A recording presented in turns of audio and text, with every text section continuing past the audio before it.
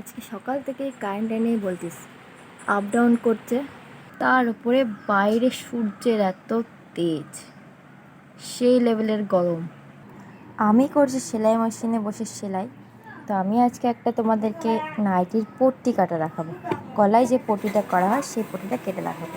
আমি প্রথমে পট্টিটা ভাঁজ করে নিয়েছি, এবার আমি পট্টিটা কাটবো। পট্টিটা সোজা করে পেতেছি, তো আমি এটাকে উল্টো করে নিয়ে তারপরে কাটবো। চলো কাটা যাক পট্টি।